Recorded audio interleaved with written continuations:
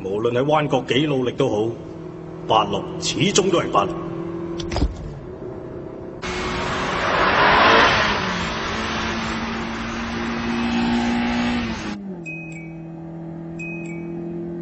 係贏定輸講係冇用嘅，唔跑過又點知？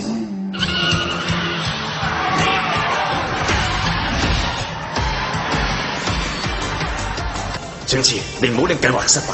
我唔容許我哋喺同梁界比賽之前有任何阻滯。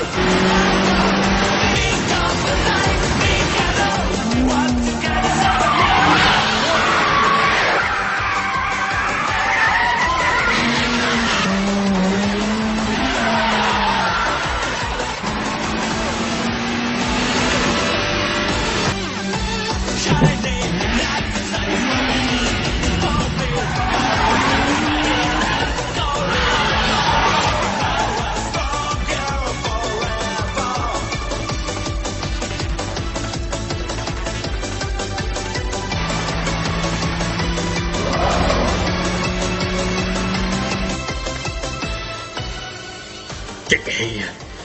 有冇搞錯啊？而家真係冇晒個辦法添，激死人啦！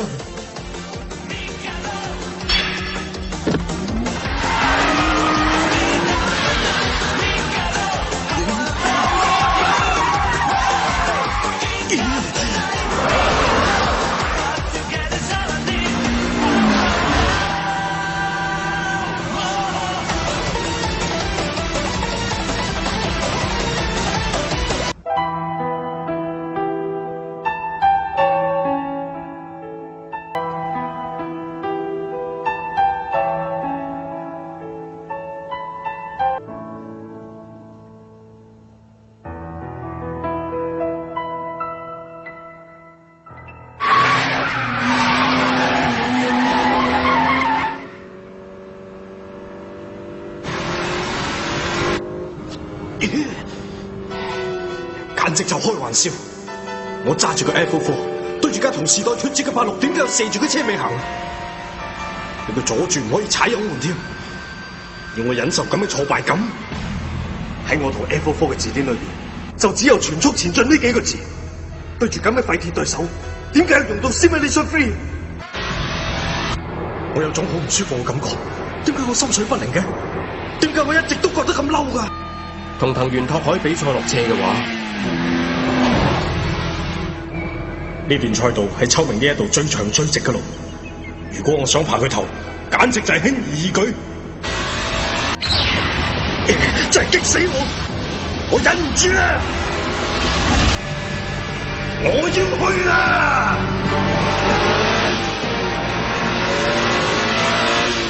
今日我唔需要利用咩第三模擬戰術。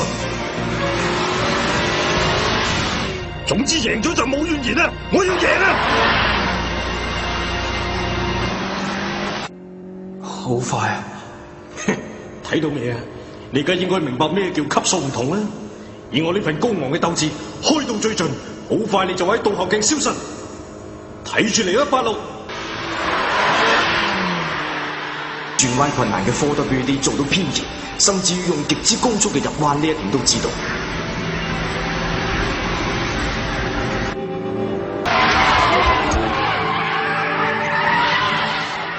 當進入偏移狀態之後，就要踩實油門，只係利用軚盤去控制都知道。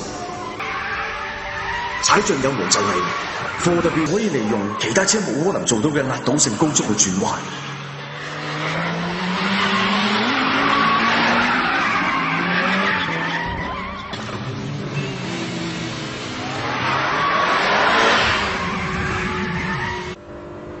用高速入彎就可以全速轉彎，同啲廢鐵 IFR 嘅低層次邂逅基本上係唔同嘅。你要好好睇清楚。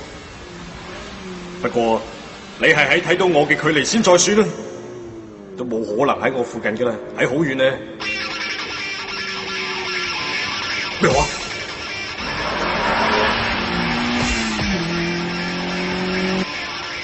唔止唔係好遠，仲緊貼住我，冇可能會咁嘅。竟然可以跟到我嘅漂移，比我想象中做得好。哼，原來咁嘅。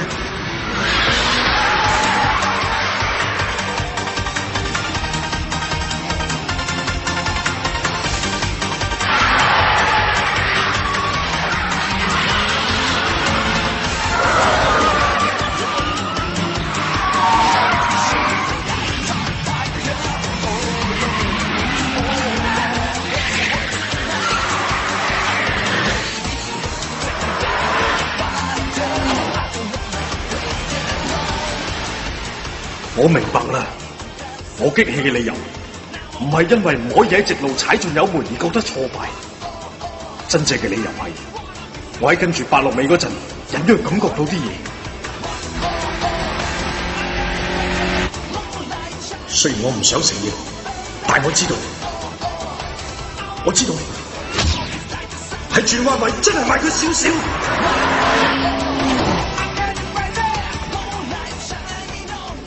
嚟到呢度，總算可以追貼佢。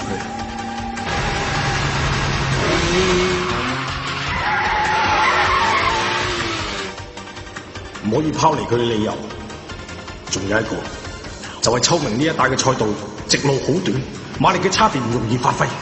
不過睇住我，當駛到前面嘅高速部分，我就要你喺我倒後鏡消失，就算倒埋我呢副車手嘅尊嚴，我都要打低你。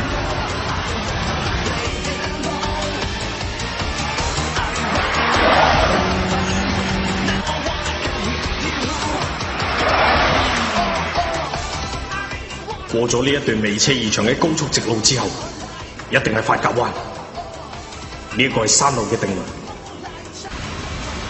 睇住你，由呢一度開始，唔再係睇車嘅性能，而係睇技術嘅功底。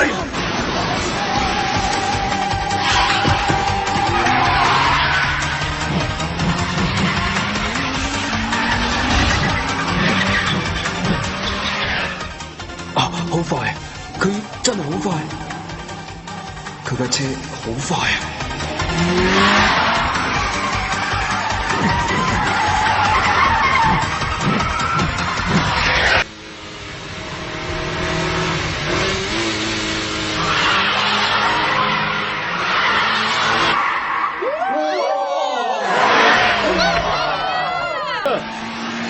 嚟啦！係時候，我用落坑絕招。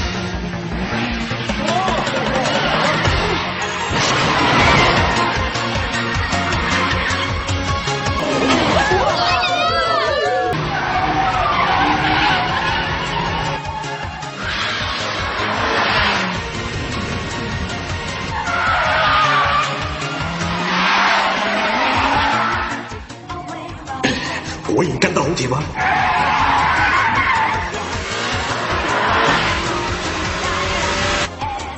不過喺時間方面我冇咩損失嘅，比着任何車嚟到5連彎嘅時候都一定會駛慢啲。之前已經拋離咗佢，86根本冇可能追到我。嚇！點會咁㗎？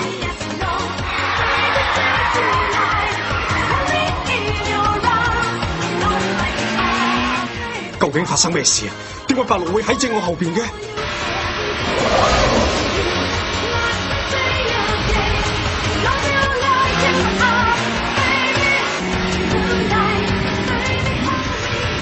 真係收家，竟然擺脫唔到86，而我技術同埋馬力都唔得，究竟點解會咁啊？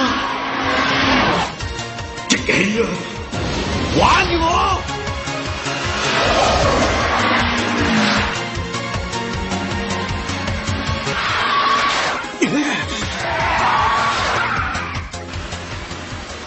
前太好似冇咁咬地，我個心好煩，根本唔可以集中注意力嘅。唔使心急嘅，我諗住拋離佢先急躁嘅啫。就算咁樣鬥落去，始終都係我贏。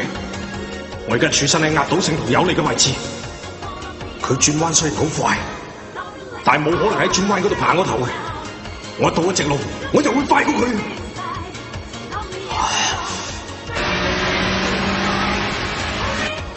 我嘅睇法冇錯，喺之前嗰度爬頭係冇錯嘅。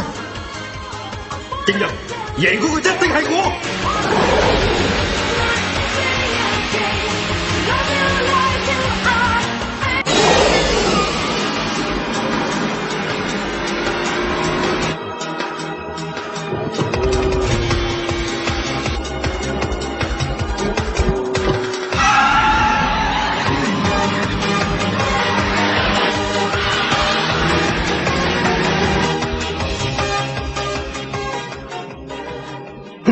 我從來冇諗過伯樂可以做到咁嘅，落車呢一樣嘢真係深不可測。好快，架車真係好快。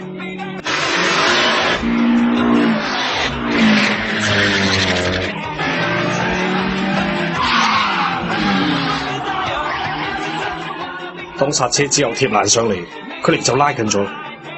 其實係因為前胎冇咁咬地先會咁樣啫。你始終係架86，出彎加速反應係鈍啲嘅，就算轉彎俾佢追貼，到出彎咪又放翻遠。今日我用上前嘅戰術係正確嘅，只要我冇犯咩大錯嘅話，呢一場比賽我100%贏緊。架車好快，我以前咁多場比賽當中，呢架車出彎之後嘅加速係最快嘅。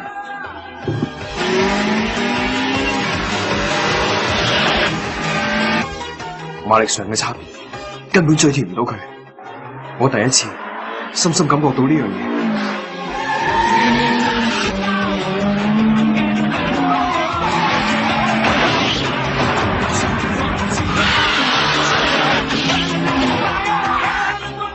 雖然我頭先用咗落坑渠嘅絕招，但係一出彎就俾佢拋離。要彌補馬力嘅差別，一定要喺出彎搶位，要咁樣做，先至可以喺下個彎平排。而家冇辦法，要用同高橋良介比賽嗰一招落坑渠絕招第二式出彎落坑渠嘅技術。如果我用最高速度入彎嘅話，會唔會順利落到坑渠？一次定輸贏？咁我好似同平時唔同咁嘅。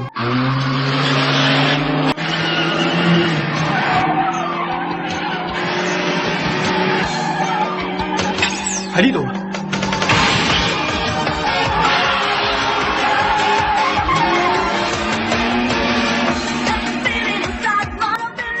我贏緊，前面再冇彎過。啊，點解唔見咗架86嘅？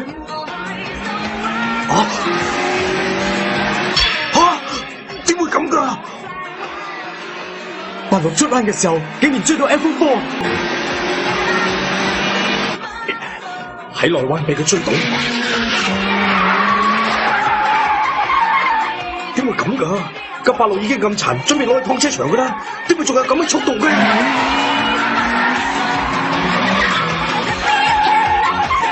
激起啊！車胎好似唔聽使咁嘅，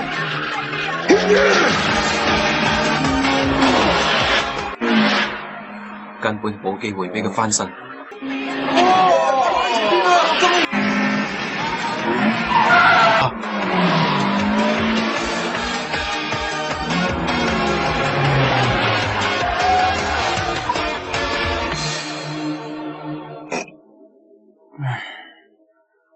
好似唔覺得贏到咁嘅，或者呢度係秋明。